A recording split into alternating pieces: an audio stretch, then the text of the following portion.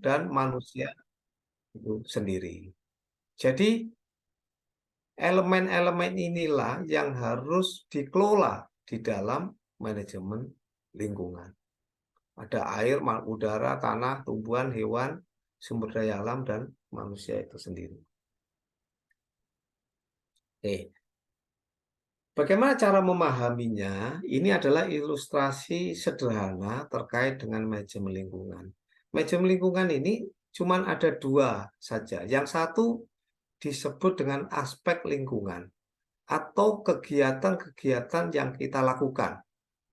Itu disebut aspek lingkungan. Kemudian yang kedua adalah dampak lingkungan. Jadi apa yang kita lakukan ini, apakah ada dampak terhadap lingkungan? Jadi aspek lingkungan lebih cenderung disebut dengan sebab, dampak lingkungan disebut dengan akibat. Akibatnya bisa sumber daya alam yang menipis atau terjadi polusi. Sebagai contoh, misalkan yang sekarang lagi ramai di Jakarta ini, ada polusi udara, salah satu akibatnya dari pemakaian pembangkit listrik berbasis batu bara. Ini adalah contoh bagaimana aplikasi ISO 14001 di sebuah perusahaan. Ini adalah contoh lain. Jadi, apapun yang kita lakukan, pikirkanlah apakah ada dampaknya terhadap lingkungan, itu waste atau pemborosan. Jadi sesederhana itu. Jadi kalau yang kita lakukan diukur terhadap waste dan pemborosan, maka kita sudah mulai aware tentang ISO 14000 atau lingkungan.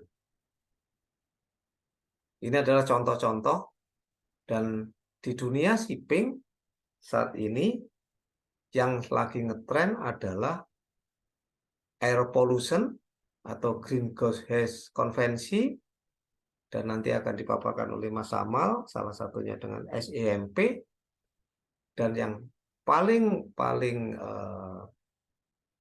radikal saya bilang di tahun 2050 zero carbon. Sekarang teknologi terkait dengan kapal dan propulsion maupun bahan bakarnya sangat banyak variasi. Jadi saya sarankan adik-adik mahasiswa mulai ikut webinar-webinar terkait dekarbonisasi. Banyak sekali seminar-seminar gratis yang diinisiasi oleh lembaga-lembaga, kebanyakan dari Amerika, dari Eropa. Ya, ikuti saja di sana. Cuman paling jamnya saja. Kalau di Eropa ya, kalau di Ambon berarti sekitar jam 12 kali lah ya. Kalau di Amerika ya ketemunya jam 4 begitulah. Itu aja yang jadi tantangan. Tapi ikutilah di sana. Kemudian apa sih keuntungan kalau kita menerapkan environmental management? Satu, mengurangi raw material yang nggak perlu. Jadi mencari efisiensi lah ujungnya, ya. Tidak menciptakan waste, meningkatkan efisiensi proses, meningkatkan kontrol biaya, mengurangi limbah. Nah, ini yang sekarang menjadi topik-topik yang hangat di dunia.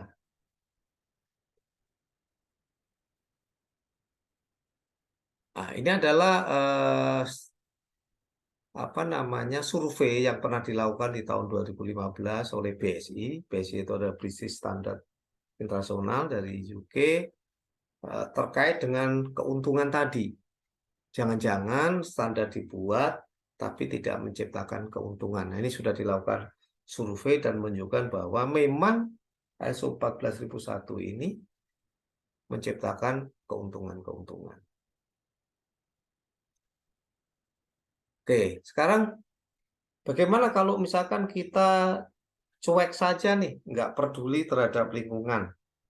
Ya sekarang yang sedang dirasakan adalah saudara-saudara kita yang ada di Jakarta tuh. Kenapa di Jakarta viral? Ya karena sosmed saja. Saya yakin di daerah lain juga ada yang mengalami hal yang sama.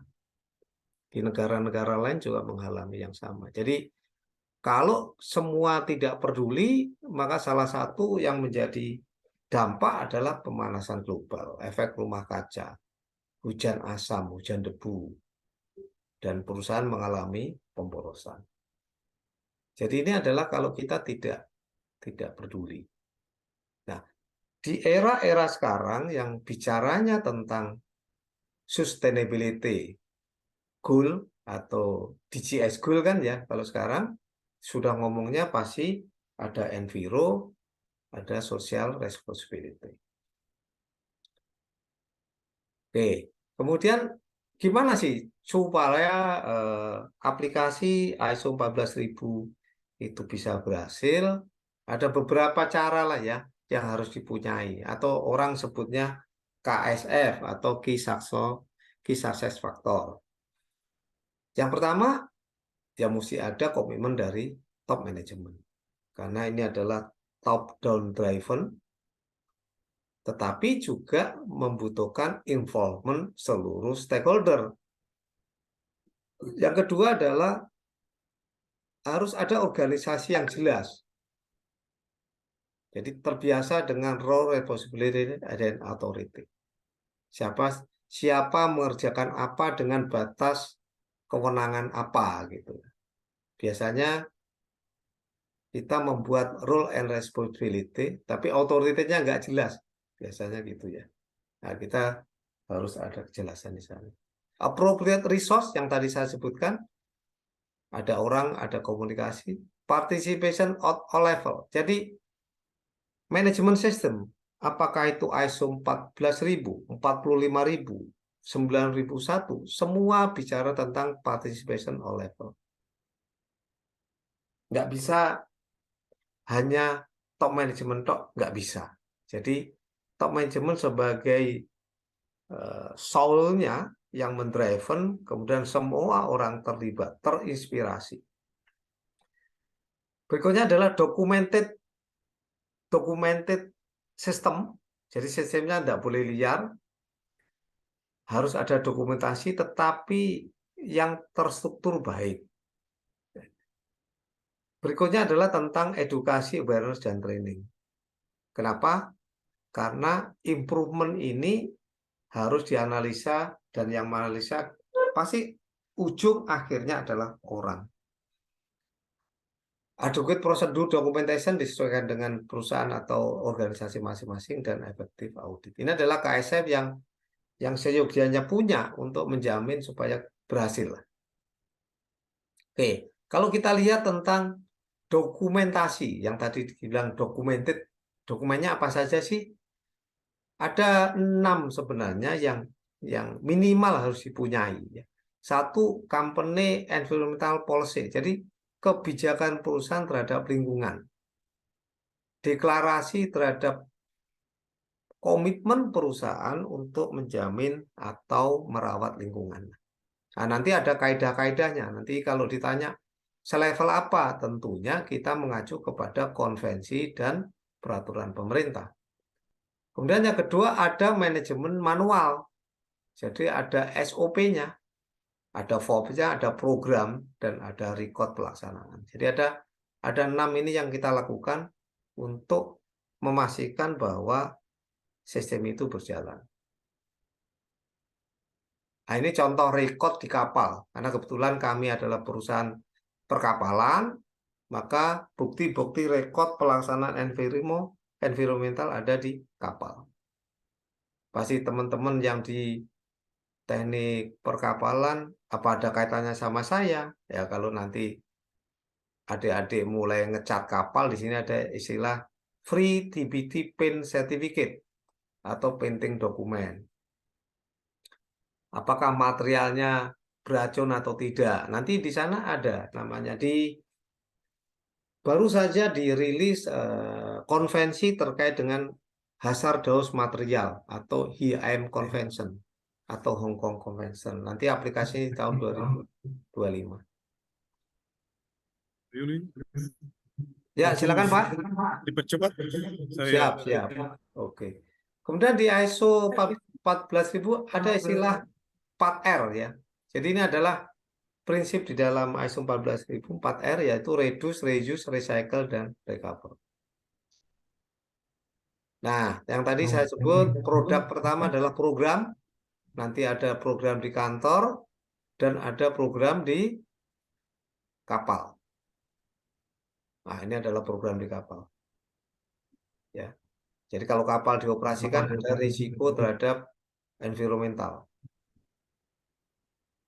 Oke, yang berikutnya adalah tentang green purchasing. Jadi perusahaan mempunyai kebijakan membeli barang yang bisa di recycling atau tidak merusak lingkungan. Kemudian perusahaan membuat policy sumber daya alam. Nah, nanti kalau diaplikasikan dengan shipbuilding, ya cari alat-alat yang energi consumption-nya rendah. Apakah di teknologi bahan bakar, apakah di teknologi permesinan, apakah di listrik, begitu ya. Kalau di aplikasi shipbuilding. Oke, pemin sampah. Kemudian yang terakhir ini, ini saya ingin menggerakkan informasi ini kepada teman-teman di teknik perkapalan dan fiskal. Salah satu bagaimana sebuah kapal menjadi efisien sudah ada penelitian. Ya, di luar sudah ada penelitian dan ini saya ambil dari penelitian dan industri yang diaplikasikan di Samsung. Ya, Samsung perusahaan Korea. Jadi bisa dari propeller, desain di bagian belakang lah ya adik-adik. Bisa dari bubble yang di bawah kapal dan bisa dari bulbusbu. Kalau lihat di sini mana yang terdampak bisa dilihat apakah kontainer, apakah tanker atau LNG. Jadi tidak semua bisa diaplikasikan pada jenis kapal tertentu. Oke, saya kira itu paparan saya, Bapak Daini. Mudah-mudahan bisa memberikan inspirasi kepada adik-adik mahasiswa untuk mengejar kompetensinya. Terima kasih, Pak Denny.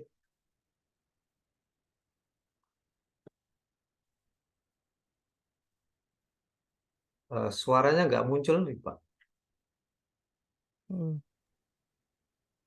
Ya, terima kasih Pak Emli atas paparan singkat materi tentang ISO 14001 yang intinya memaparkan tentang manfaat dari ISO dan bagaimana aplikasinya. Ada tadi saya catat ada 10 klausul.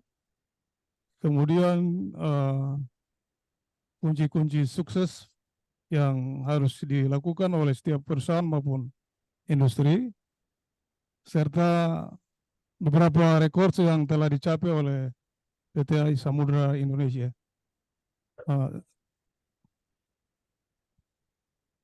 Selanjutnya kita akan masuk dalam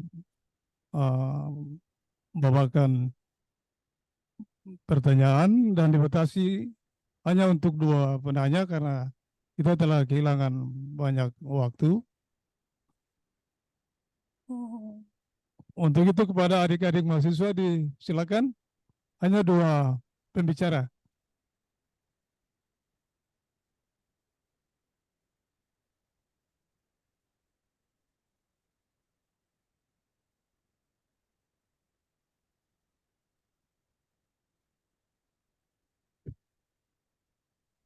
Ya, langsung saja, Nur. Ya, terima kasih atas kesempatan. Perkenalkan, nama saya Amanda Sayablona. Dari Prodi Teknik Transportasi Laut. Pertanyaan saya yaitu, apa saja spesifikasi yang dimiliki oleh PT Samudra Indonesia Ship Management sehingga dapat berkontribusi bagi pelayaran di Indonesia dengan berpegang atau berpedoman pada ISO. Terima kasih.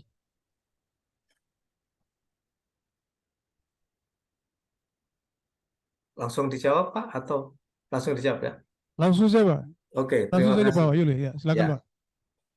Jadi Samudra Indonesia Ship Management itu dia fungsinya adalah memberikan servis sehingga pemilik kapalnya mendapatkan benefit. Nah, tadi disebutkan oleh Ibu Mia, cara untuk mendapatkan benefit menggunakan prinsip-prinsip. Nah, salah satu prinsipnya adalah manajemen lingkungan. Nah, kalau kita punya kapal dan kebetulan dipakai di industri oil and gas, maka kita atau perusahaan tersebut pasti dipersyaratkan untuk menjalankan environmental management selain Marine Pollution Act yang dari IMO Convention. Jadi kenapa SCSM tidak hanya menjalankan MARPOL, karena salah satu segmen bisnis yang dimasukin adalah oil and gas. Bila mana adik-adik nanti masuk di dalam industri chemical distribution, industri, mereka juga menjalankan environmental management. Itulah alasan kenapa SCSM menggunakan SCSM sebagai ISO 14000 sebagai bagian dari proses manajemennya. Demikian adik Amanda. Ya. Masih ada lagi. Oh, silakan Nona. Silakan Novi. Baik, terima kasih atas kesempatan yang Nona diberikan Novi kepada dulu. saya. Novi. Saya dari Prodi Teknik Perkapalan Angkatan 2022, nama saya Novia Tahitu. Saya ingin bertanya kepada Bapak terkait ISO 1400 ini. Dari tadi Bapak sudah menjelaskan tentang ISO 1400. Nah, yang ingin saya tanyakan itu kekurangan yang terdapat pada ISO 1400 ini. Sehingga jika ada kekurangan, apakah kekurangan dari ISO 1400 ini mampu ditanggulangi oleh industri itu sendiri atau bagaimana, Pak? Terima kasih. Oke, terima kasih. Jadi ISO 14000 itu ada 10 klausul, itu memberikan ruang kepada masing-masing organisasi memilih segmen industrinya mana. Misalkan katakanlah sekarang adik-adik memilih segmen industri teknik perkapalan lah. Ya. Teknik perkapalan ujungnya kan pasti membangun kapal. Pada saat Anda membangun kapal, aspek yang dipertimbangkan adalah tidak hanya kekuatan kapal, tetapi juga efisiensi kapal. Sehingga si pemesan pembelian kapal tadi mendapatkan benefit dari aset namanya kapal tadi. Nah, jadi ISO 14000 tidak bisa diaplikasikan sendiri. Jadi dia harus digabungkan atau dikawinkan dengan teknologi-teknologi atau disiplin ilmu yang lain. Jadi kalau di perkapalan nanti harus mempelajari tentang propulsion yang paling efektif, desain hal yang paling efisien, mencari kalau anak-anak Siskal mencari engine yang tidak berlebihan, menggunakan bahan bakar yang ramah lingkungan. Begitu. Kaitannya ke sana. Kalau di dalam ISO 14000 untuk ship management, kalau dikaitkan dengan new building yang kebetulan adik dari teknik perkapalan. Kira-kira gitu jawabannya Pak Dani. Ya, terima kasih Pak Yuli. Masih ada satu penanya lagi, boleh Pak? Silakan Pak. Ya, silakan Nona yang tadi angkat tangan.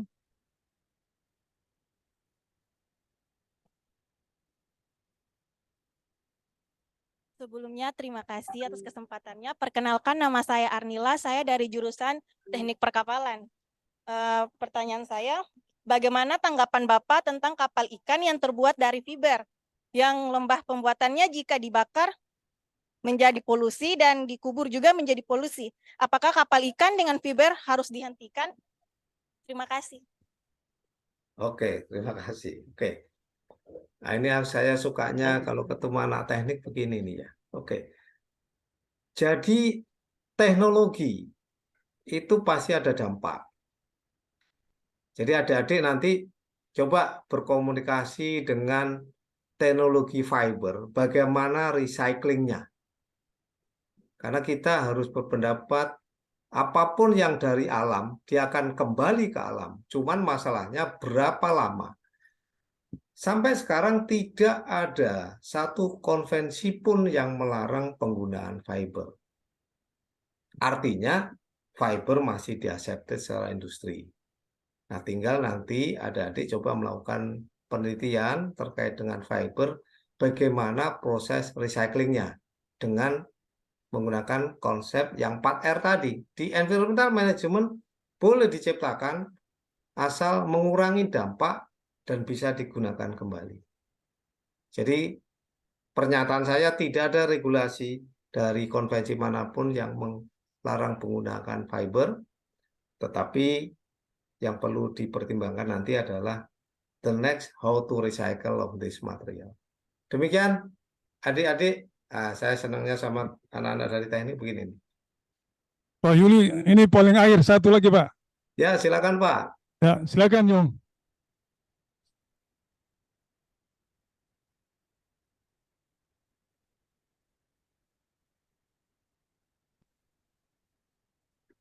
Terima kasih sebelumnya Pak. Saya Kiki Johan Christian Tampowulon dari Prodi Teknik Sistem Perkapalan. Di sini saya mau bertanya Pak, terkait pencemaran air laut oleh limbah kapal, contohnya pada pencemaran yang diakibatkan oleh air balas. Bagaimana respon perusahaan terhadap masalah tersebut dengan pertimbangan ISO 14001, 14001? Oke, terima kasih Mbak Kiki.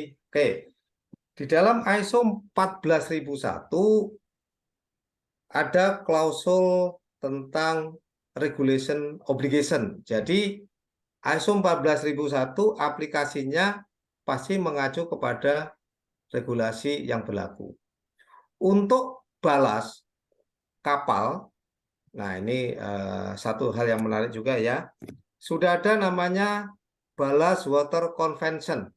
Nah, adik-adik yang di Siskal tolong juga belajar tentang Ballast Water Convention. Ballast Water Convention bagi pelayaran internasional sudah mensyaratkan bahwa kapal dengan 5.000 JRT ke atas harus memasang ballast water treatment. Jadi air balas sebelum dibuang harus ditreatment sehingga apa-apa yang ada di dalam air, mikroba-mikroba yang di dalam air menjadi bukan polutan kalau dibuang keluar, bukan menjadi enemy bagi perairan yang lain. Itu diatur di ballast water management. Nah, sayangnya nih, saya selalu ngomong sayang, di Indonesia tidak ada pabrik ballast water treatment. Kebanyakan pabriknya ini ada di Cina, ada di Korea, ada di Jepang, Eropa, dan Amerika. Nah, jadi ISO 14.000 terkait balas diatur oleh Ballast Water Convention untuk kapal-kapal berlayar internasional. Untuk kapal-kapal di dalam negeri, kita mengacu kepada peraturan pemerintah Indonesia tentang Marine Pollution Act atau peraturan Kementerian Perhubungan terkait dengan lingkungan. Demikian Mas Kiki. Jadi Mas Kiki dari Siskal, saya harapkan sudah paham ballast water treatment pada saat nanti membuat ballast system arrangement, ngomong disitulah kalau kapalnya ocean going. Demikian Pak Dhani. Ya, terima kasih Pak Yuli, Bapak Ibu dan adik-adik mahasiswa. Demikian kita boleh mengakhiri sesi kedua kuliah dari Pak Yuli. Dan untuk kita berikan aplaus buat Pak Yuli. Terima kasih.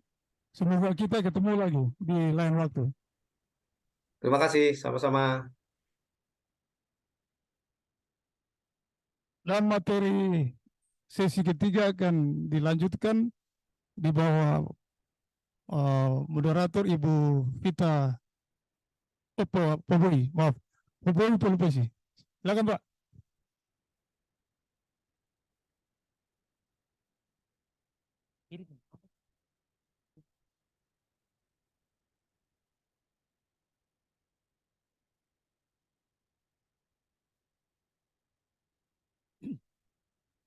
Ya, selamat siang para pemateri. Terima kasih karena sudah berkenan memberikan pencerahan bagi kami di Fakultas Teknik Universitas Patimura. Kita tiba pada sesi yang berikut adalah pemaparan dari narasumber ketiga, yaitu Pak Amal Hilmana. Beliau ini adalah Quality and Safety Manager dari PT Samudra Indonesia. Izinkan saya sebagai moderator untuk menyampaikan sedikit CV dari Pak Amal. Jadi Pak Amal ini adalah seorang insinyur perkapalan lulusan Institut Teknologi 10 November. Kemudian beliau sekarang bekerja pada PT Samudra Indonesia sebagai Quality and Safety Manager dari tahun 2019 sampai sekarang. Kemudian beliau juga pernah menjabat atau menduduki posisi pada QSHE dan CSO Section Head pada PT Samudra Indonesia Ship Management. Pengalaman beliau adalah pada pembangunan kapal baru sebagai supervisor tahun 2019 sampai 2020. Jadi demikian itu adalah kurikulum vitae atau CV dari Pak Amal, pemateri kita nomor 3. Untuk tidak membuang waktu dan tempat, kami persilakan Pak Amal untuk menyampaikan materinya. Terima kasih. Baik, terima kasih banyak atas waktu yang diberikan Pak Eli. Assalamualaikum warahmatullahi wabarakatuh. Tadi yang sudah disampaikan oleh Pak Heli secara singkat bahwa untuk selanjutnya saya akan menjelaskan materi tentang Ship Energy Efficiency Management Plan. Nah, apakah slide saya sudah bisa terlihat? Oke. Ya bisa, sudah. Terima kasih. Nah, ini menyambung bahwa di ISO 14001 tadi yang disampaikan oleh Pak Yuli, bagaimana kita bisa mengefisienkan energi di atas kapal. Nah, karena kita tahu pola pikir ISO 14001 adalah 4R. Jadi nggak hanya menciptakan saja, tapi kita harus berpikir bagaimana bisa mengurangi atau menggunakan kembali, gitu. Atau bagaimana kita bisa memanfaatkan hal yang ada untuk hal yang baru. Jadi itu prinsip ISO 14001. Nah, salah satu di kapal yang mandatori adalah SEMP ini, atau bisa disebut Ship Energy Efficiency Management Plan. SEMP ini dibagi menjadi 3 sebetulnya. SEMP Part 1, SEMP Part 2, dan SEMP Part 3. Nah, nanti saya akan terangkan sekilas sampai SEMP Part 2. Karena Part 3 baru infos di 1 Januari 2023 kemarin, namun penerapannya masih belum semua perusahaan menerapkan. Namun Samudra Indonesia sudah menerapkan. Tapi nanti akan saya bahas sekilas ketika waktunya cukup terkait SEMP Part 3. Oke. Nah, ini sekilas CV saya. Nah, kebetulan proyek terakhir tadi saya sampaikan, ini foto ini sedikit narsis saya sampaikan, karena ini kebetulan proyek terakhir waktu bangun kapal di Jepang kondisi COVID gitu. Jadi saya harus balik ke Indonesia karena di tengah-tengah ada dampak COVID. Jadi cukup mengenang sehingga saya paparkan di sini. Jadi kalau kita ngomong sarjana atau tadi sarjana teknik perkapalan, sistem perkapalan, atau sarjana transportasi laut, itu bisa bekerja di mana saja. Nah, kebetulan saya sudah membuktikan bahwa kami sudah pernah bangun kapal di Jepang, kami juga sebagai supervisi new building di Cina, di Indonesia. Jadi tidak terbatas cuma di Indonesia saja. Jadi mas-mas nanti, mas-mas atau mbak-mbak bisa berkarya kemana saja. Atau adik-adik semua ini bisa berkarya di mana saja. Jadi tidak terbatas di negara Indonesia ini. Gitu. Oke. Nah, kalau kita ngomong regulasi terkait Ship Energy Efficiency Management Plan, itu awalnya dari mana?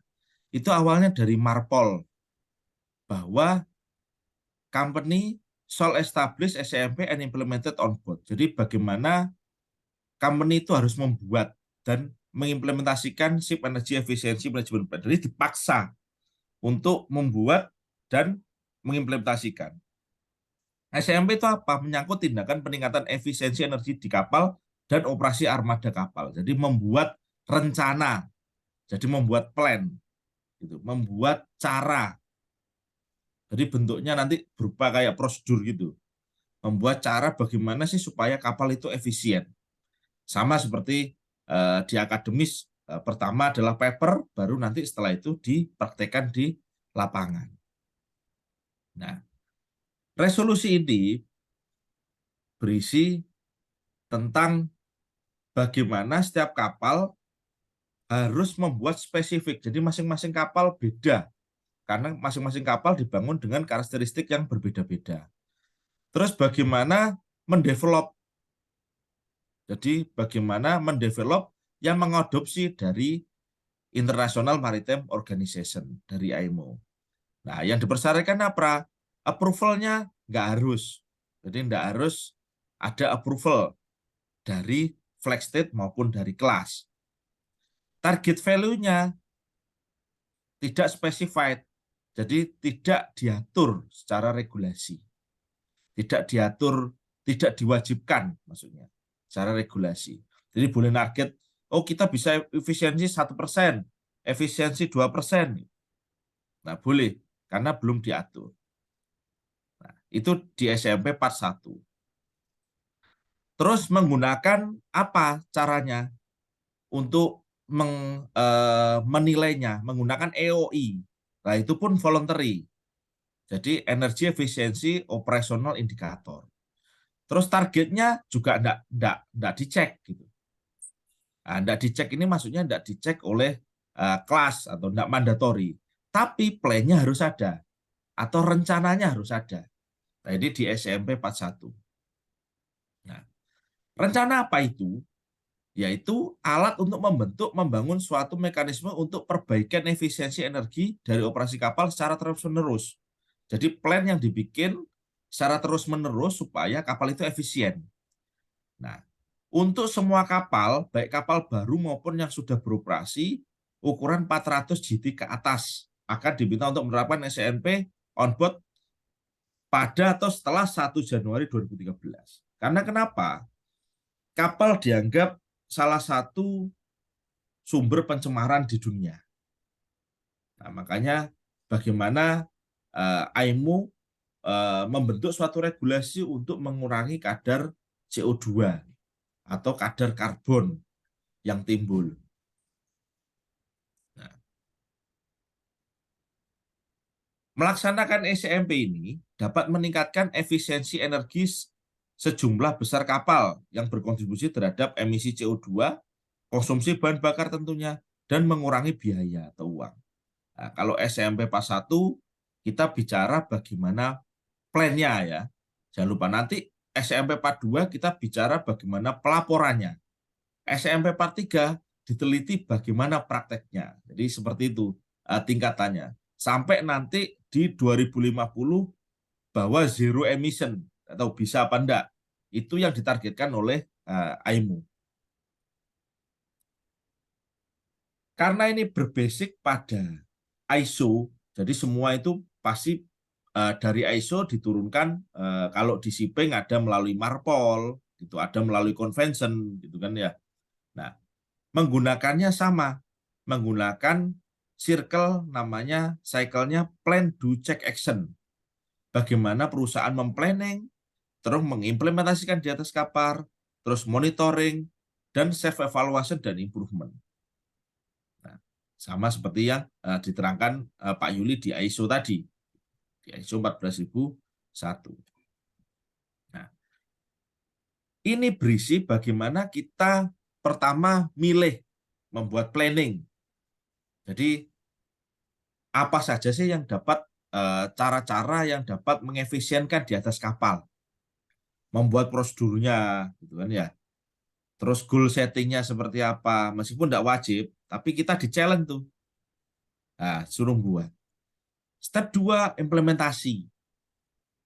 Ya kan ya. Terus bikin record. Step 3, monitoring, dan step 4, melakukan evaluasi. Lah gimana kalau tidak tercapai? Ya balik lagi planning. Kembali lagi ke planning. Kita memplanningkan sesuatu. Memplanningkan bagaimana kapal itu lebih efisien. Sampai nanti tercapai. Yang bertanggung jawab siapa? Ada fleet manager, ada operation manager, ada EMR, ada kapten, chief engineer, chief officer. Bahkan company tadi men-challenge target lah, yearly target untuk menurunkan emisi gas buang. Atau supaya kapalnya efisien. Jadi makanya tadi yang dijelaskan oleh Pak Yuli, prinsipnya dari top to the bottom, tapi tidak bisa di top aja. Nah, jadi harus semuanya berkontribusi supaya bisa mengefisienkan energi ini. Kalau dulu kita membangun kapal sebelum tahun 2013, itu kita tidak memikirkan terkait emisi, pasti memikirkan hanya owner requirement. Owner requirement, kapal mau muat apa, jenis kapalnya apa, daerah pelayarannya apa, terus habis itu kita mulai ke basic design, membuat, oh maunya seperti ini, oh berapa, oh jenisnya kapal kontainer, oh mau ngangkut berapa teus, oh kita bikin basic design sampai kita membuat.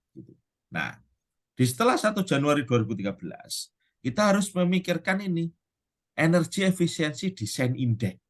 Apakah sudah memenuhi itu kapal kita ketika mendesain kapal? Nah, jadi regulasi ini adalah mengkalkulasikan kapal kita sudah memenuhi enggak. Kalau enggak memenuhi ya enggak bisa beroperasi, atau bisa beroperasi namun tidak bisa secara internasional. Hanya di daerah pelayaran tertentu. Nah, yang sebelah kanan, gimana kalau sudah berjalan, Pak? Kapal saya umurnya dibangun sebelum 2013. Ya kita mengimplementasikan namanya EOI, Energy Efficiency Operational Indicator. Jadi bagaimana kita memonitor. Di sini saya tidak menampilkan rumus EEDI. Nah, nanti adik-adik bisa browsing rumus EEDI, gampang di internet banyak, bisa browsing. Saya hanya menampilkan yang sekilas kapal yang sudah beroperasi. Nah, untuk membuat EOI itu ada CO2 faktor dikali fuel consumption dibagi kargo yang dibawa dikalikan jarak pelayarannya. Jadi di sini kapal yang dianggap efisien, jadi sesuai fungsinya, kapal itu harus bawa muatan. Kan dibuatnya kapal harus ada muatannya. Jadi kapal bergerak seefisien mungkin. Nah, jangan sampai kapal bergerak tapi tidak bawa muatan. Atau kapal banyak anchor. Gitu. Atau banyak berlabuh. Itu juga disebut tidak efisien. Itu pola pikir EOI. Nah, ini ada beberapa, saya ngambilnya dari BV, jadi ada beberapa cara untuk mengefisienkan energi di atas kapal. Ada banyak cara. Yang pertama ada weather routing. Nah, yang sebelah kanan itu savingnya, potensi saving. Tadi sudah disampaikan Pak Yuli, tadi ada beberapa di bagian tengah kapal, bagian bawah kapal, bagian hull, bisa untuk dimodif supaya kita bisa efisien. Nah, kebetulan ada yang beberapa yang sudah diteliti, tadi diteliti oleh Samsung, kebetulan ini diteliti oleh BV, ini ada kode A sampai F. Nah, A itu bisa potensial saving 10 sampai 20% atau lebih dari 20%, itu A. B 10 sampai 20, C itu 5 sampai 10, dan D 2,5 sampai 5, E 1 sampai 2,5 sampai, dan F itu kurang dari 1% untuk saving energinya dengan tenaga yang sama. Nah, ini ada beberapa cara: weather routing, just in time operation, ada speed optimization, super slow steaming, gitu kan ya. Jadi kapal dipaksa untuk jalan pelan atau di lock untuk jalan pelan, optimum trim, optimum ballast. Nah, ini ada banyak cara, sampai mulai dari modifikasi propellernya, bikin flip ladder. Lah ini bisa juga jadi judul TA. Nah, bagaimana mendesain kapal supaya kapalnya efisien, gitu. Nah, milih ini atau bikin boss cap atau menggunakan Mewis duct, gitu. Jadi ini harus dipikirkan supaya kapalnya nggak hanya dibangun, karena dibangun boros nggak laku. Jadi pasti owner pengen kapal itu efisien. Sama kayak adik-adik sekarang jika membeli motor, gitu kan ya, atau membeli mobil, pasti memilih yang efisien, gitu. Nah, ada sampai cara mulai milih air lubricating, gitu. Itu juga bisa membuat kapal bisa efisien. Atau babnya, gitu kan ya, nah, memodifikasi bab. Ini sampai ada 30 cara yang sudah diteliti oleh BV. Nah, nanti adik-adik bisa browsing sendiri. Nah, dan seperti apa teknologi yang diterapkan. Nah, ini ada beberapa teknologi yang sempat saya capture. Yang pertama CLT propeller, gitu kan ya. Jadi bikin lengkungan di propellernya. Terus boss cap fin propeller, bikin fin di bosnya. Nah, biasanya adik-adik melihat yang nomor 2 ini kan biasanya kan belakangnya ini tertutup gitu. Nah, ini di belakangnya ada propellernya, atau bikin Mewis duct, atau bikin penyebaran supaya wave making resistance-nya semakin kecil. Nah, atau press sweep stator, contra rotating propeller, macam-macam lah teknologi yang diterapkan, termasuk bikin fin atau bikin fin di area hull, gitu. Kenapa kok kapal ada siripnya, gitu? Ya karena biar efisien. Sama seperti kalau adik-adik melihat MotoGP, ya kan ya. MotoGP itu kan kenapa yang naik kok harus tunduk gitu, harus nunduk, nggak tegak gitu kayak kita naik motor biasa. Karena bisa efisien, kapal lebih cepat, MotoGP-nya bisa lebih cepat dengan tenaga yang sama. Terus depannya modelnya kan beda-beda. Ada yang dipasangi sirip sedikit, ada yang sirip agak lebar gitu kan. Sama, kapal pun bisa demikian supaya efisien. Cuman ini perlu diteliti. Nah, jadi harapan kami dari adik-adik ada penelitian hal seperti ini. Nah, termasuk ini bentuk hal, kan ya. Nah, kalau dulu saya masih ingat ketika sekolah, gitu kan ya, ketika mendesain kapal, saya disuruh dosen saya tuh, ini enggak smooth kapalnya, ini bentuknya enggak smooth, masih rigid, disobek itu gambar saya, dikembalikan lagi, gitu kan ya. Coba kamu bikin land span yang smooth, gitu. Nah, ternyata itu memang sesmooth mungkin. Kenapa demikian? Dengan begitu tadi resistennya itu semakin kecil, jadi tenaga yang sama dapat menghasilkan daya yang berbeda, tapi tenaganya sama. Jadi itu bisa lebih efisien. Kenapa mendesain kapal harus sesmooth mungkin. Nah, terus ada juga yang melakukan gearbox modification, bahkan ada yang menggunakan integrated propulsion atau masang layar. Nah, bahkan ada yang demikian. Jadi kapal kargo atau kapal apa tapi dipasangi layar. Nah, ini beberapa penelitian lah. Atau ada yang menggunakan combine bahan bakar, gitu kan ya. combine gas dengan apa namanya fuel oil, ada yang macam-macam lah, ada yang dengan metana. Jadi itu supaya kapalnya lebih efisien. Jadi selain adik-adik belajar bagaimana mendesain kapal, membuat kapal itu, tapi dipikirkan juga efisiennya. Apakah yang saya bangun ini efisien apa enggak? Gitu. Makanya itu yang dikejar sekarang di dunia industri maritim. Jadi daya yang sama, bahan bakar yang dikeluarkan sama, tapi kapalnya lebih efisien, bisa lebih cepat, bisa lebih kencang. Gitu. Oke. Sebentar, ada sebentar saya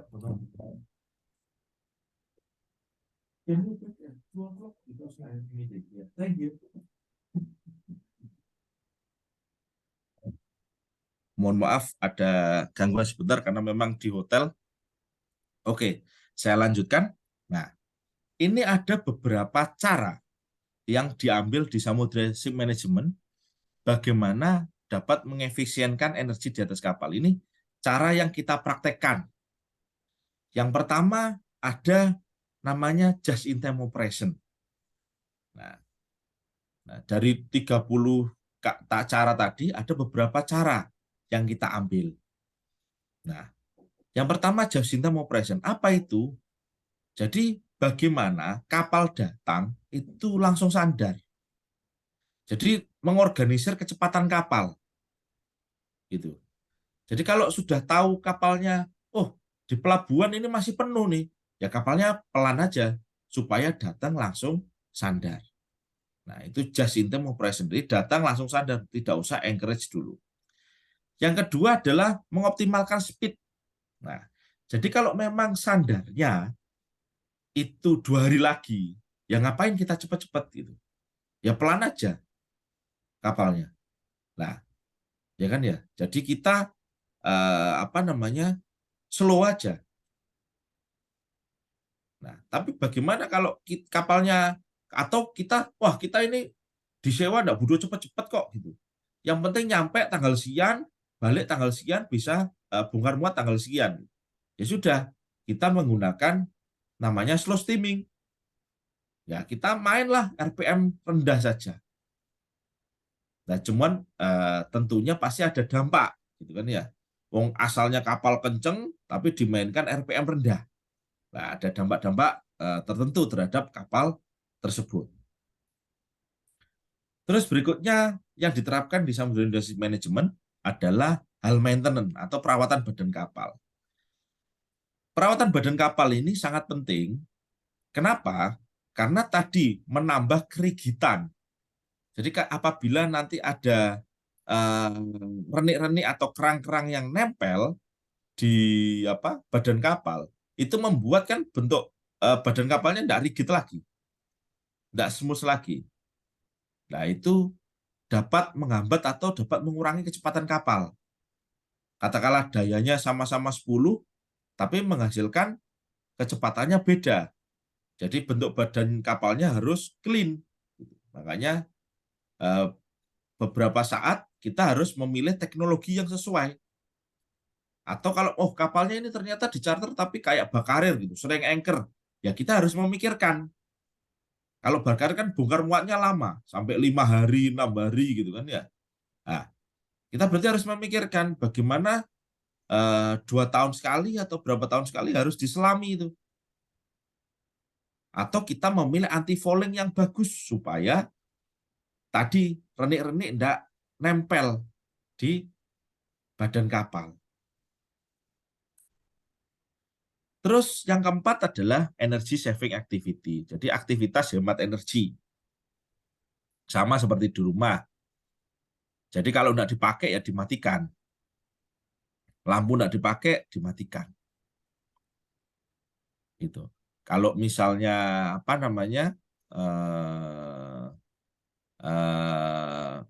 alat masak tidak dipakai ya sudah dimatikan. Karena kompor menggunakan listrik tidak dipakai ya dimatikan. Jadi bagaimana kita bisa hemat energi di atas kapal. Yang nomor 5 adalah communication for cargo handling. Jadi komunikasi ini dibutuhkan supaya kapal berangkat atau kapal selesai bongkar muat langsung berangkat. Kalau tadi langsung sandar, ini kapal selesai bongkar muat langsung berangkat. Tidak menunggu dokumen dulu, karena kapal tentunya pasti menunggu dokumen dulu, gitu kan ya. Nah, ini harus komunikasi yang baik, makanya diperlukan komunikasi antara ship operation dengan kapten kapal sendiri. Oh, ini kira-kira selesai jam berapa bongkar muat? Oh, jam 10. Oh, kalau gitu dokumen saya urus hari ini nih, pagi ini, supaya jam 10 nanti dokumen keluar, kapal bisa langsung berangkat. Nah, yang nomor 6 adalah improve fleet management. Improve fleet management ini bagaimana kita sebagai fleet manager, kita nyebarin kapal. Atau kita mau ke rute mana sih supaya efisien. Oke, saya katakanlah rute ke Ambon. Nah, ke Ambon ternyata bisa muat 1000 TEU. Ya, kita ngirim kapal ke sana ya yang 1000 TEU. Jangan kita ngirim ke sana katakanlah 2000 TEU, sedangkan muatannya hanya 1000 TEU. Gitu. Nah, jadi itu. Oh, kita ke Surabaya. Ke Surabaya 400 TEU katakanlah gitu. Ya jangan kita ngirim kapal yang gede 1000 TEU. Gitu. Nah, jadi supaya kita bagi alurnya, kapalnya jalan kemana supaya bisa efisien. Nah, berikutnya adalah optimum trim. Jadi mengoptimalkan trim. Nah, jadi kalau misalnya kita mendesain kapal, biasanya kapal itu didesain bagaimana berjalan even keel atau trim by stern. Itu sebagian besar pengalaman saya yang saya pelajari atau yang saya temui di lapangan. Tapi tidak semua ternyata setelah kapal itu jadi, itu ternyata bisa juga trim by head. Sekian persen itu bisa mempercepat kapal. Bahkan beberapa kapal NYK itu berjalan dengan trim by head. Jadi tidak trim by stern. Jadi diatur agak miring ke depan sedikit, agak ke kanan sedikit. Itu perlu penelitian, tapi ketika kapal existing ship. Gitu. Nah, ketika sudah existing. Kalau new building tadi bisa dipasang, sudah bisa dipasang kontra rotating propeller. Gitu. Tapi kalau kapal yang sudah dibangun, ya kita hanya bisa memanfaatkan kapal itu yang ada. Nah, dengan meneliti ini. Nah, jadi bisa diteliti juga secara desain, bisa diteliti juga tuh. Nah, misalnya adik-adik mau neliti S1, oh bagaimana optimasi trim gitu kan ya. Ngambil GE-nya, ngambil apa, dimodelkan. Nah, nanti kan dimodelkan tuh di CFD tuh. Nah, nanti bisa tuh ketemu trim yang baik itu berapa sih gitu. Untuk muatan sekian. Nah, itu. Jadi mengoptimalkan trim. Berikutnya mengoptimalkan balas. Tentunya, supaya menjaga kapal itu tetap stabil. Jangan kemana-mana, hanya membawa balas. Terus menggunakan autopilot. Jadi mengoptimalkan autopilot. Bagaimana mengoptimalkan autopilot? Jadi ketika di pelayaran bebas, itu kita menggunakan autopilot supaya kapalnya tidak ke kiri, tidak ke kanan. Jadi kapalnya kalau ke kanan, balik lagi. Jadi diset sekecil mungkin. Atau diset sekecil mungkin supaya tidak ada deviasi dari rute pelayaran tersebut. Kenapa? Karena kalau kita pegang terus kemudi itu, ya jadi kita kan di kapal tuh, ya jadi kita deviasi makin panjang, tidak on the road. Nah, bagaimana kita menggunakan autopilot ini supaya on the road? Jadi itu kita mengoptimalkan penggunaan autopilot. Berikutnya mengoptimalkan jumlah generator yang digunakan. Berdasarkan kita lihat sesuai dengan kebutuhan. Nah, ini bisa dilihat di power balance calculation. Kalau mungkin teman-teman di Siskal, nah kebetulan saya teknik perkapalan, kalau di Siskal belajar itu bagaimana kalau kapal anchor itu butuhnya berapa generator sih? Oh, kapal untuk berlayar butuhnya berapa generator? Oh, kalau ada krennya butuh berapa generator sih untuk nyala gitu. Nah, kita ambil yang efisien. Jangan sampai harusnya butuh 1 kita nyalakan 2. Harusnya butuh cuma 2 kita nyalakan 3 gitu. Nah, itu menjadi nggak efisien karena memang prakteknya di atas kapal itu biasanya kru kapal ya udah nyalakan semuanya saja gitu. Nah, nyalakan semuanya aja gitu, nggak apa-apa gitu. Nah, itu pemborosan, makanya perusahaan harus mengatur hal itu gitu, supaya bisa efisien. Nah, terus tentunya kita menggunakan perawatan sistem propulsi. Nah, kita menggunakan PMS, Plant Maintenance System, atau kita membuat namanya Plant Maintenance System. Nah, itu berupa plan supaya kita bisa merawat dengan baik. Oh, setiap 2000 overhaul. Oh, setiap sekian overhaul itu. Oh, 6000 jam kita mengganti ini. Itu supaya sistemnya bisa bisa berjalan dengan baik dan bisa melakukan pembakaran sempurna. Sama seperti servis motor tuh. 2000 masuk bengkel gitu kan ya. Nah, jangan diterusin aja sampai 5000 6000 ya.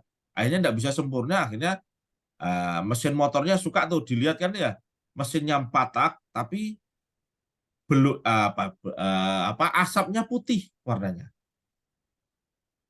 Gitu, asapnya putih warnanya. Nah, itu karena tidak melakukan pembakaran sempurna atau tersendat-sendat jalannya. Nah, itu cara yang dipakai Samudra Indonesia untuk supaya bisa hemat energi. Jadi merawat kapalnya dengan baik. Berikutnya adalah memilih jenis bahan bakar. Nah, ini juga penting.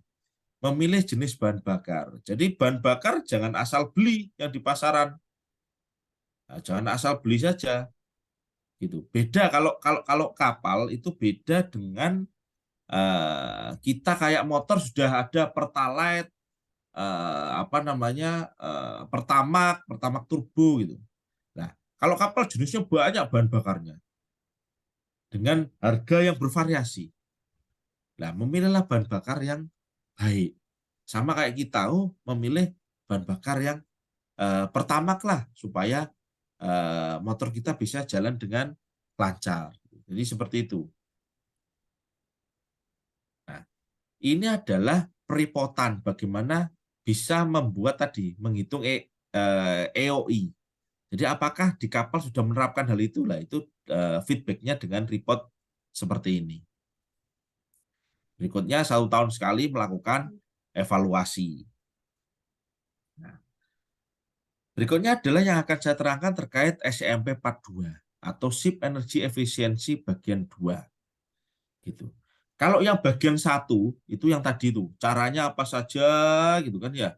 Yang penting ada ya syukur-syukur diterapkan.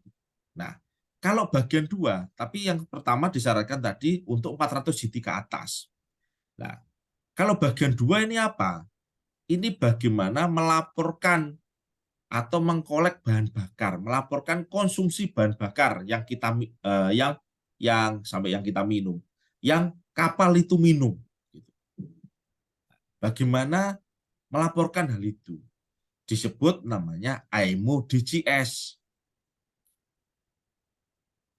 Nah, DCS itu apa? Data Collecting System. Jadi kita diwajibkan untuk kapal 5.000 ke atas, ya. Kalau tadi kan 400 GT, ini 5.000 GT ke atas. Jadi kalau 400 GT kena SMP 41. Kalau 5.000 atau 5.000 GT ke atas, berarti kena SMP 41 sama kena aturan SMP 42. Nah, ini adalah jadi IMO membuat bank data. Nah, IMO membuat bank data, perusahaan atau pemilik kapal diwajibkan untuk melaporkan jumlah konsumsi yang dipakai ke IMO melalui flag state, melalui negara.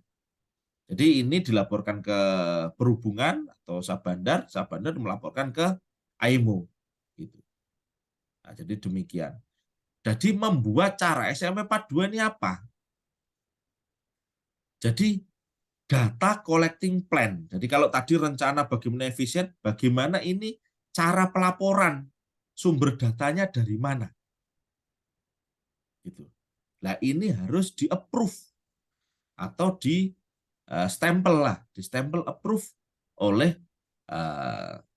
kelas perwakilan dari suatu negara atau negara atau RO. RO bisa melalui kelas. Jadi kalau Indonesia ya bisa ditunjuk adalah BKI, kalau Flex Singapura dan lain-lain yang ditunjuk bisa jadi AYAC member.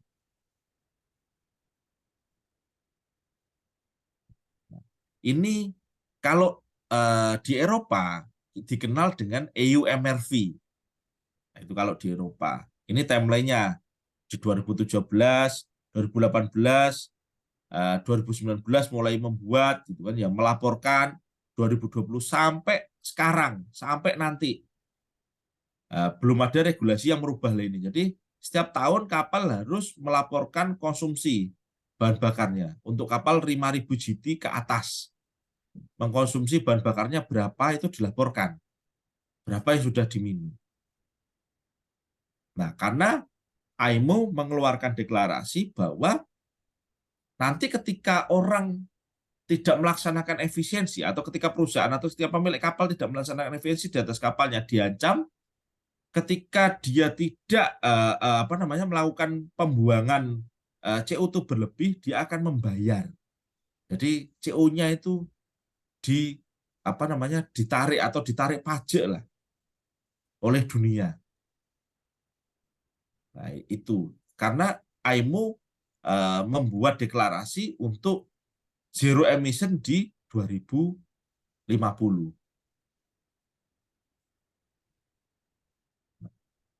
Ini untuk penerapannya untuk kapal 5.000 GT ke atas, pelayan internasional, data kapalnya disimpan secara rahasia, jadi tidak dibocorkan. Nah, di pelaporan pertama itu kemarin 1 Januari sampai 31 Desember 2019, jadi per tahun. Dari 2019 nanti ke 2020 gitu. Nah, pelaporan akhir Maret 2020 ke kantor SCSM. Nah, metodologi pengumpulan pelaporan data harus diuraikan dalam SMP 42. Jadi dalam membuat SMP 42 itu metodologinya apa yang dipakai dalam pengumpulan data. Terus konfirmasi kepatuhan dengan negara bendera. Nah, batas waktunya 31 Desember 2018 untuk membuat SMP 42. Nah, metodenya ada 3. Jadi dari bunker delivery note. Bunker delivery note itu tahunya dari berapa yang disuplai ke atas kapal. Atau dengan flow meter atau dicek aktualnya. Atau dengan monitoring bahan bakar di tangki melalui sounding. Nah, itu 3 metode yang diizinkan. Jadi dari BDN, dari flow meter, atau dari soundingan manual.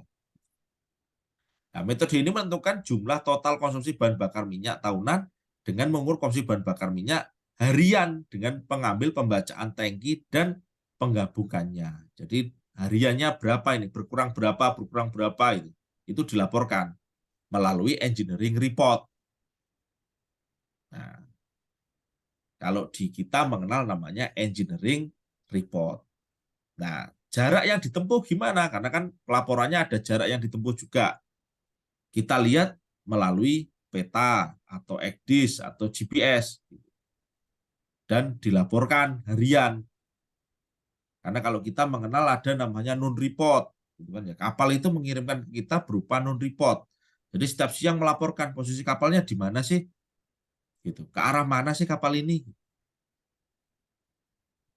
Nah, untuk jam berlayarnya juga itu dilaporkan melalui engineering report gitu kepada kami. Nah, metode ini harus disampaikan di dalam SMP 42. Nah, yang di-approve oleh kelas tadi atau di-approve oleh RO, Recognized Organization, atau di-approve oleh negara bendera kapal. Detail pelaporannya ada apa saja? Ada konsumsi bahan bakar, jarak tempuh, waktu pelacaran. Nah, laporan sisa bahan bakarnya bisa juga dikurangi. Oh, dengan konsumsi dengan yang disuplai ke atas kapal, gitu. Nah, jadi sisanya berapa selisihnya? Itu juga bisa dengan cara demikian. Gitu. Jadi banyak cara yang dilakukan. Namun kita supaya mudah, kita membuat namanya engineering report setiap bulan. Nah, untuk dilaporkan ke kantor untuk diperiksa dan kita kalkulasikan gitu kan ya.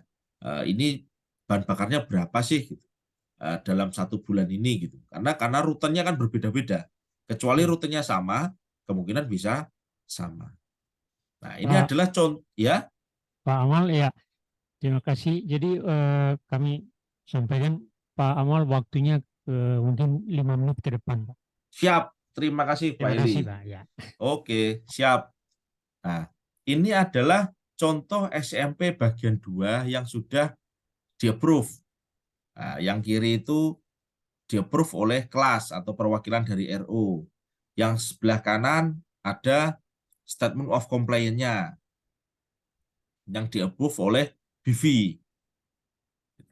Dan SOC-nya yang di-approve oleh BB. Nah, ini untuk kapal internasional atau kapal flag Singapura yang menyerahkan RO-nya ke IAC member.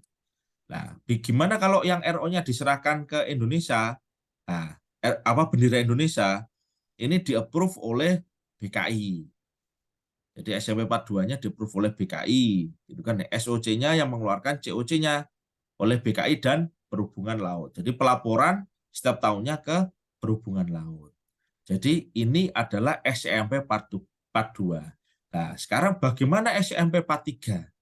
Nah, SMP Part 3 kebetulan waktunya karena sempit, nanti mungkin bisa jadi kuliah tamu berikutnya atau gimana, saya sampaikan SMP Part 3. Jadi SMP Part 3 itu intinya bagaimana mempraktekkan tadi di SMP Part 1 tadi, dipraktekkan supaya efisien, benar efisien enggak. Nah, dan dihitung karbon intensity-nya. Nah, kalau enggak efisien gimana? Gitu kan, dihitung ternyata enggak efisien. Nah, kapal diwajibkan membuat batasan tertentu atau dihitung dulu secara teknikal melalui EEXI, Energy Efficiency Existing Ship. Jadi dihitung dulu, setelah dihitung kapalnya bisa katakanlah, oh kita kalau gitu di limit aja atau low load operation sehingga engine-nya di limit. Engine melalui engine power limitation, dipasang alat EPL, dikunci, yang harusnya RPM-nya bisa 600, dikunci jadi 300 saja, supaya kapalnya pelan, supaya bisa efisien. Nah, itu SMP Part 3, dan dilaporkan karbon index-nya, karbon index intensity kepada negara. Kalau ini tadi konsumsinya, kalau tadi SMP Part 3 nanti adalah karbon intensity-nya yang dilaporkan. Nah, untuk kapal ukuran berapa? Sama untuk kapal ukuran 5.000 GT. Namun untuk technical file-nya, EEXI, untuk kapal 400 GT ke atas. Tapi untuk SMP 43-nya yang diwajibkan adalah untuk 5.000 GT ke atas. Jadi kalau kapal Bapak 5.000 GT ke atas, nanti kalau ada adik mau 5.000 GT atas, berarti kena aturan SMP 41, SMP 42, kena SMP 43. Tapi kalau hanya 400 GT ke atas, kenanya cuma SMP 41 sama technical file untuk EEXI-nya. Nah, mungkin itu saja yang dapat saya sampaikan. Semoga bermanfaat bagi adik-adik sekalian dengan keterbatasan waktu ini. Terima kasih. Saya kembalikan ke moderator untuk waktunya ke Pak Heli. Baik, terima kasih Pak Amal. Kami melihat bahwa materi ini sangat menarik sekali tentang bagaimana mengefisienkan energi di atas kapal karena itu banyak manfaat dalam hal ini perusahaan karena dengan efisiennya energi yang dipakai berarti perusahaan akan untung.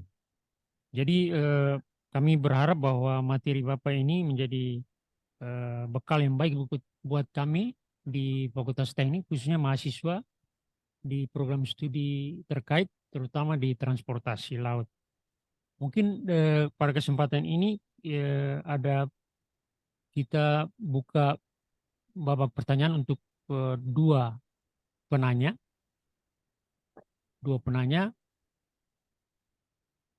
Ada yang mau bertanya kepada Pak materi yang dibawakan oleh Pak Amal?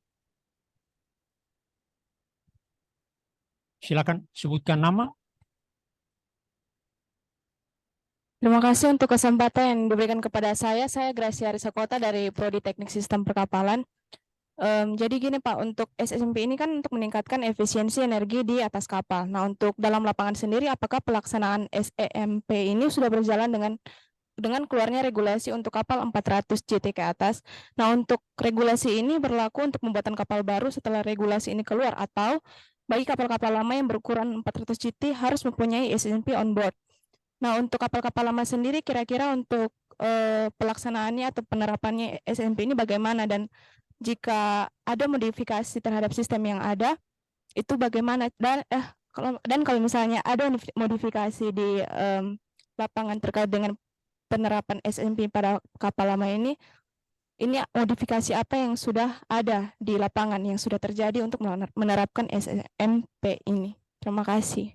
Ya, baik. Silakan yang Pak Amal kita tahan sampai penanya kedua, baru Pak Amal jawab sekaligus.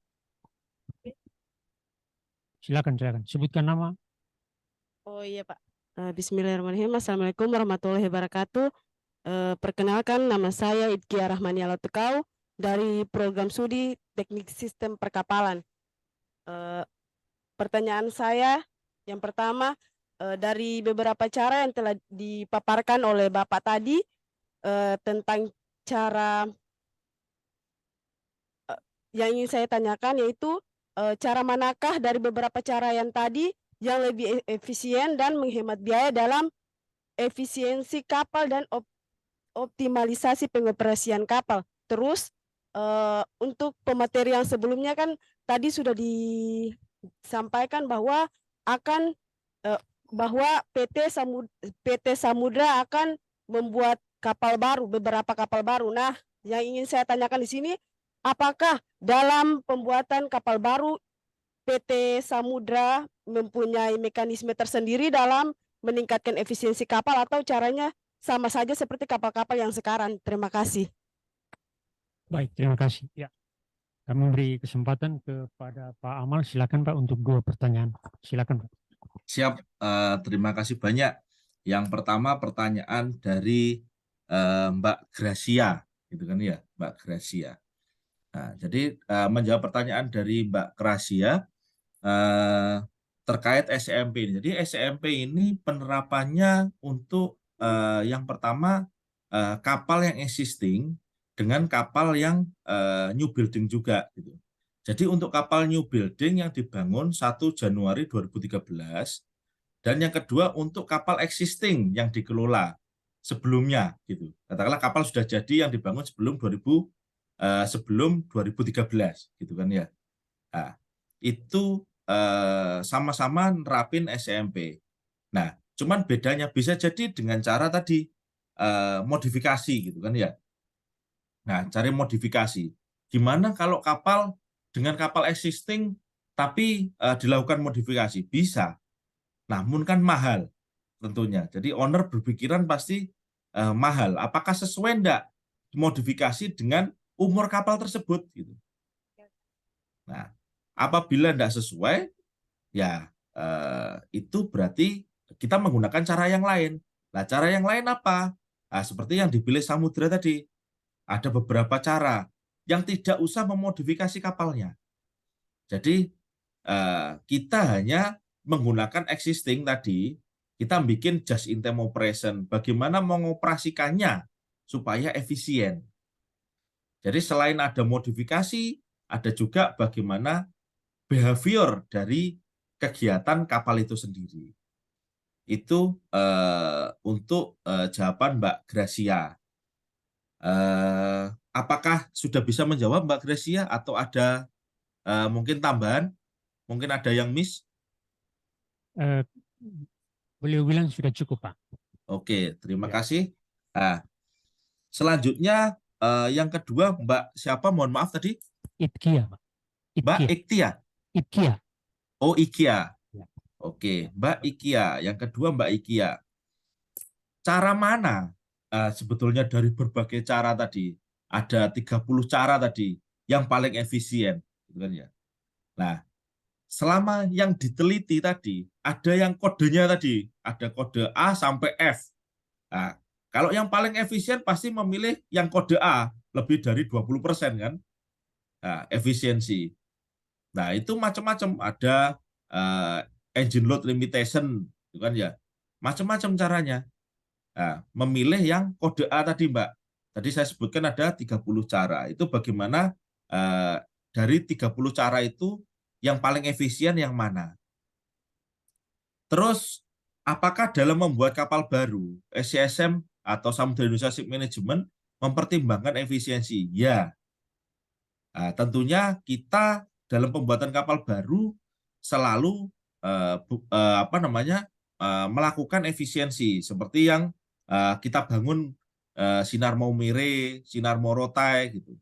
Kita menggunakan namanya fin. Nah, di bentuk badan kapal. Jadi kapalnya bagian belakang dipasangi seperti sayap. Nah, ada sayapnya. Itu supaya untuk efisien gitu. Termasuk kapal yang nanti akan dibangun ini. Gitu. Kapal yang akan dibangun di Cina tadi yang disebutkan Bumia gitu kan ya. Ya, kita mempertimbangkan efisien dari bentuk badan kapalnya. Nah, jadi bentuk badan kapal termasuk teknologi yang ada di dalamnya. Jadi supaya kita bisa seefisien mungkin dalam membangun kapal tersebut. Jadi demikian Mbak atas jawaban kami. Baik, terima kasih Pak Amal. Jadi rupanya waktu membatasi kita karena memang materinya sangat menarik, sementara kita diberi alokasi waktu yang terbatas. Ya, kami rasa materi yang menarik ini mungkin pada kesempatan-kesempatan yang akan datang jika berkenan Bapak dan Ibu akan kami undang lagi untuk memberikan kuliah tamu untuk kami di Fakultas Teknik Unpati jika berkenan. Gitu. Dengan demikian sesi ketiga untuk materi tentang Ship Energy Efficiency Management Plan dari Pak Amal bisa kita akhiri dan kita berikan aplaus kepada Pak Amal. Terima kasih banyak Pak Amal, Ibu Mia, dan Pak Yuli Sama-sama, atas Pak. waktunya memberikan materi dari PT Samudra bagi kami di Fakultas Teknik sejak pagi hingga sekarang. Terima kasih. Selanjutnya kami kembalikan ke MC.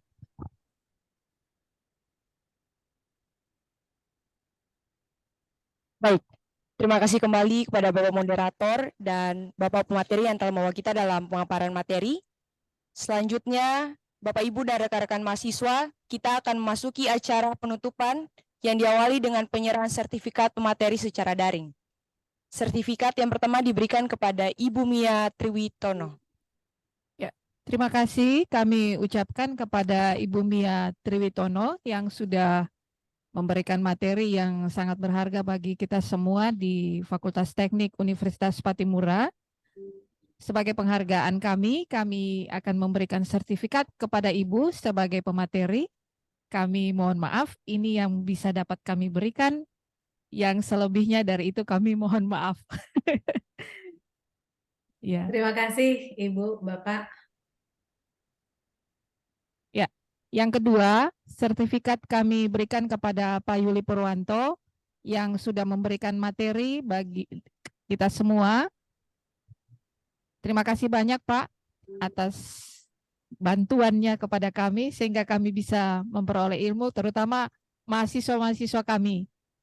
Ya. Sama-sama Bu, terima kasih. Ya, sama-sama Pak. Selamat.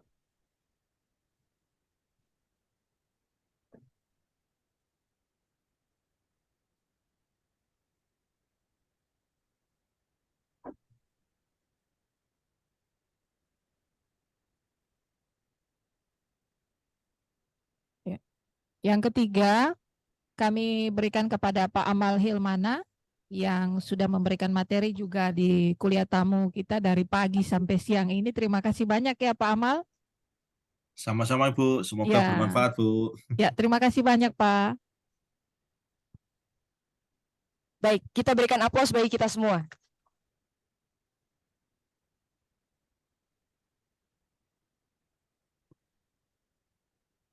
Selanjutnya kita ikuti closing speech oleh Ibu Vela selaku Kepala Ketua Jurusan Teknik Perkapalan. Kepada Ibu kami silakan.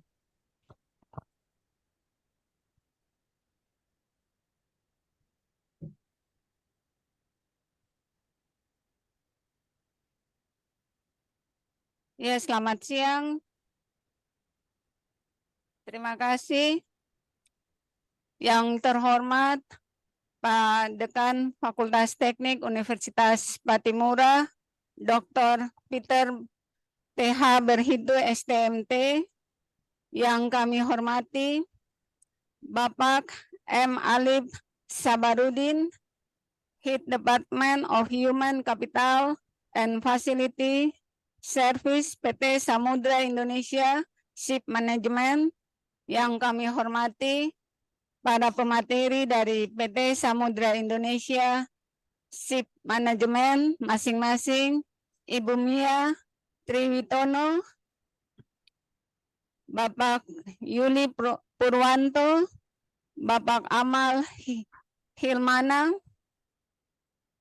yang kami hormati Ibu Ketua Koordinator, Ibu Ketua Program Studi Teknik Perkapalan, Ibu Ketua Program Studi Teknik Sistem Perkapalan, Bapak Ketua Program Studi Teknik Transportasi Laut, Fakultas Teknik Universitas Patimura, dan yang saya banggakan teman-teman mahasiswa Fakultas Teknik Universitas Patimura, khusus untuk program studi teknik transportasi laut, teknik perkapalan, dan teknik sistem perkapalan yang telah hadir dari pagi sampai dengan saat ini.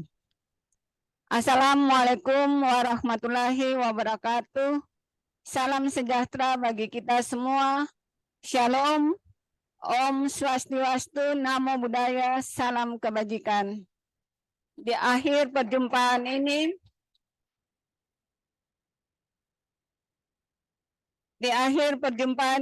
izinkan saya mengajak kita semua memanjatkan puji dan syukur kehadirat Tuhan Yang Maha Esa, di mana oleh karena kasih dan bimbingannya, kita boleh ada dalam kegiatan ini, dan kegiatan yang berlangsung selama 2 jam 20 menit ini boleh terlaksana dengan segala baik. Mewakili pimpinan Fakultas Teknik, khususnya Pak Dekan, kami menitipkan harapan besar kepada PT Samudra Indonesia Ship Management agar proses kerjasama antara Fakultas Teknik Universitas Patimura dan PT Samudra Indonesia Ship Management dapat diwujudkan dalam tahun 2023 ini. Demikian harapan kami secara khusus untuk menunjung akreditasi dari ketiga prodi ini di awal tahun 2024. Sekali lagi kami haturkan terima kasih dan penghargaan yang tulus bagi BOD PT Samudra Indonesia Ship Management Jakarta, Bapak M. Talib Sabarudin, Ibu Mia Triwitono, Bapak Yuli Purwanto, dan Bapak Amal Hilmana. Mohon maaf jika dalam pelaksanaan kuliah tamu ini masih jauh dari kesempurnaan. Sekian dan terima kasih. Wassalamualaikum warahmatullahi wabarakatuh. Shalom, Om Swastiastu, Namo Buddhaya, salam kebajikan.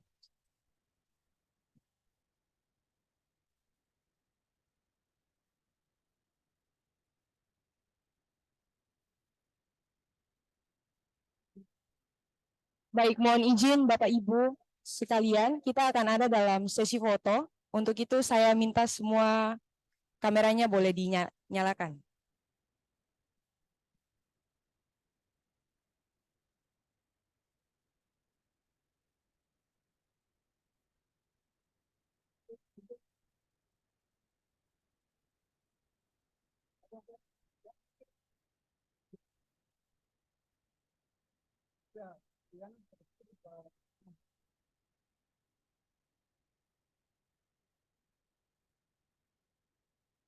Ya, siap.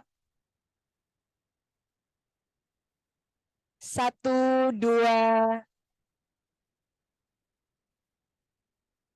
Kita ulang. 1, 2, 3. Sekali lagi.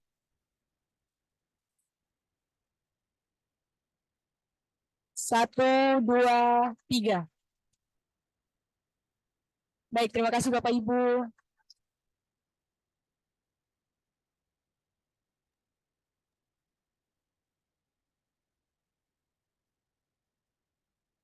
Bapak Ibu dan rekan-rekan mahasiswa yang saya hormati, demikianlah seluruh rangkaian acara guest lecture Ship Management oleh PT Samudra Indonesia Ship Management hari ini. Terima kasih dan penghargaan yang tinggi dari Fakultas Teknik Universitas Patimura Ambon bagi BOD PT Samudra Indonesia Ship Management Jakarta. Bapak M. Alip Sabarudin, Ibu Mia Triwitono, Bapak Yuli Purwanto, dan Bapak Amal Hilmana. Besar harapan kami, inisiasi kerjasama di hari ini dapat segera diwujudkan bentuk penandatanganan MOU dan IA antara Universitas Patimura dan PT Samudra Indonesia Ship Management. Akhir kata, tak ada gading yang tak retak. Mohon maaf jika pelaksanaan guest lecture ini masih jauh dari kesempurnaan. Sekian dan terima kasih. Wassalamualaikum warahmatullahi wabarakatuh. Shalom, Om Santi Santi Om. Namo Buddhaya. Waalaikumsalam. Waalaikumsalam Warahmatullahi wabarakatuh. warahmatullahi Terima wabarakatuh. kasih. Terima kasih. Izin lab ya. Izin live, sampai ketemu Boleh. lagi di kesempatan yang lain. Bapak Ibu semua, Assalamualaikum. Waalaikumsalam. Waalaikumsalam. Sampai ketemu di kesempatan mendatang Bapak Ibu semuanya. Dan pamit. Terima kasih. Pamit. Siap, siap.